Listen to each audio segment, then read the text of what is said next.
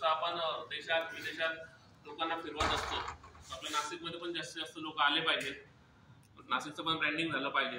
त्यानंतर बरेचसे फसवणूक होत आहे ट्रॅव्हल एजंटच्या, काही छोट्या एजंट्सकडनं किंवा फ्रॉड होत आहे.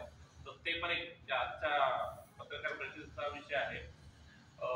एक्झिबिशन बद्दल थोडंसं सांगतो. 19, 20, 21 जानेवारीला सकाळी 11 ते संध्याकाळी 8 आपलं हे एक्झिबिशन आहे.